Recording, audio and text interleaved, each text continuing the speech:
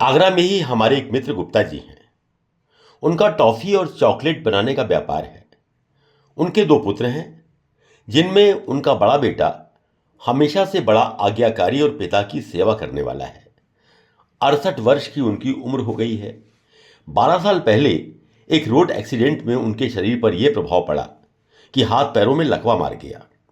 1 साल तक फिजियोथेरेपी हुई और 70% वो ठीक हो गए, लेकिन इस लायक नहीं रहे कि कोई वाहन चला सके। उनके दो बेटे थे और दोनों साथ ही रहते थे, लेकिन वो बड़े बेटे के साथ रहते थे। बड़ा बेटा ख्याल भी बहुत ज़्यादा रखता था, तो उन्होंने क्या किया कि अपनी सारी पूंजी दोनों बेटों में बांट दी और बड़े बेटे को पूंजी का 60% भाग और छोटे को 40% भाग दिया। बड़ा बेटा बड़े प्राण प्रण से उनकी सेवा करता रहा, लेकिन अब उनको एक मुश्किल पड़ने लगी। अगर उन्हें किसी चीज़ की ज़रूरत होती तो पत्नी के द्वारा उन्हें अपने बेटे को कहलवाना पड़ता और बेटा तुरंत वो वस्तु लाकर उन्हें दे देता था। लेकिन एक संकोच उनके मन में होता था कि मुझे कुछ खाने को मिठाई मंगानी या छोटा मोटा कोई खर्च करना है तो मैं अपने पास पैसे के अभाव में खुद कुछ नहीं कर सकता। इससे मेरे मन की पीड़ा तो होती थी और एक हताशा भी मन पर छाती जाती थी कि आज मेरे पास इतना पैसा भी नहीं है कि मैं अपने मन से अपने आप कोई चीज़ मंगा कर सकूं और उसका इस्तेमाल कर सकूं या किसी को देना है तो दे सकूं। तो इस तरह की समस्याएं भी आती हैं। इसलिए अनिवार्य है कि आप अपने पास कम से कम इतनी पूंजी की व्यवस्था रखें कि अपने मन का कोई भी कार्य आसानी से कर सके। ऐसा ही एक केस और है, जिसमें हमारे एक मित्र डॉक्टर साहब ने अपने डॉक्टर बेटे को अपनी क्लिनिक में ही आधा हिस्सा दे दिया। जब उसका काम चल निकला तो उसने धीरे से कहा, पापा आप अगर ऊपर की मंजिल में शिफ्ट हो जाएं तो मेरा काम इतना बढ़ गया है वो ठीक से व्यवस्थित हो जाएगा। पिता को अच्छा तो नहीं लगा, लेकिन वे ऊपरी मंजिल में शिफ्ट हो गए। 1 वर्ष बाद बेटे ने फिर कहा, पापा मुझे अब ऊपरी मंजिल की भी ज़रूरत होगी, यदि कोई दूसरी जगह ले ले तो अच्छा है। अब आप कहीं और शिफ्ट हो जाइए क्योंकि काम चल नहीं पा रहा है और मुझे और जगह की ज़रूरत है। संयोग से वो बेटा 1 हफ्ते के लिए कहीं बाहर गया और ये सज्जन सोचते रहे कि क्या स्थिति आ गई है कि अपने घर से ही मुझे निकालने की बात की जा रही है। उन्होंने तुरंत एक कठोर निर्णय लिया और एक दलाल को बुलाकर अपनी कोठी का सौदा कर दिया। जिस दिन कोठी का पोजीशन देना था उसी दिन बेटा वापस आया और तब उसे बड़ा अजीब लगा कि क्या हो रहा है ये। जब उसने पूछा, उन्होंने बड़े सामान्य स्वर में कहा कि बेटा मैंने अपने हाथ पैरों से सब कमाया था और अब तुम्हें यही काम करना है।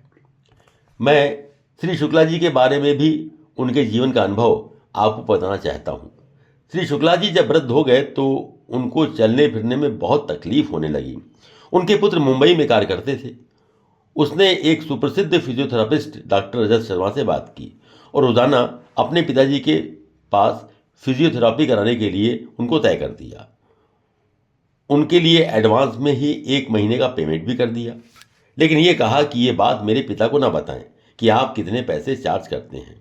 कारण ये था कि यदि वो जान लेता कि प्रतिदिन 700 रुपये फीस है तो वो कैसे भी तैयार नहीं होते। महीनों बीत गए, लेकिन डॉक्टर रजत शर्मा ने ये बात शुक्ला जी को नहीं बताई।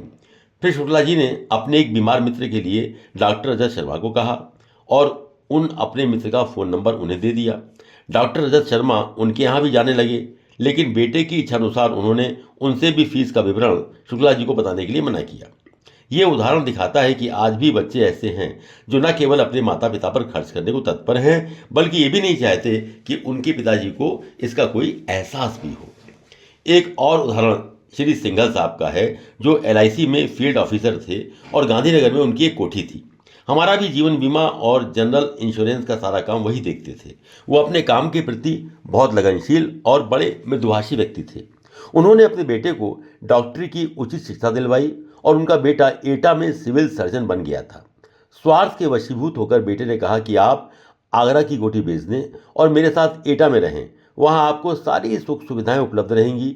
लेकिन सिंघल साहब ने उसे समझाया कि मेरे सारे मित्र और परिचित तो आगरा में ही है, इसलिए मैं आगरा से बाहर नहीं जाऊंगा।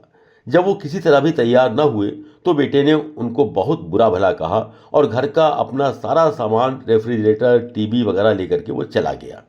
सिंघल साहब बहुत दुखी हुए और जब मुझसे मिलने आए तो आंखों में आंसू भरकर अपनी सारी कहानी सुनाई। फिर मुझसे अपने घर के लिए एक रेफ्रिजरेटर ले गए। बेटे से संबंध लगभग टूट गया था। अब सिंघल साहब अपने एक हेल्पर के द्वारा बीमा की किस्तों के चेक मंगवा लेते थे और मृत्यु से पहले अपनी कोठी और सारी संपत्ति एक ट्रस्ट को दे गए, जिसका नाम है मातृ छाया ट्रस्ट। ये ट्रस्ट उन बच्चों का पालन पोषण करता है और सरकार की अनुमति से उन बच्चों को किसी अच्छे परिवार को गोद देने का प्रबंध करता है। ऐसी माँ जो किसी लज्जावश अपनी संतान को समाज में सामान्य रूप से जन्म नहीं दे पाती, वो अपने बच्चों को मातृ छाया ट्रस्ट को दे जाती है।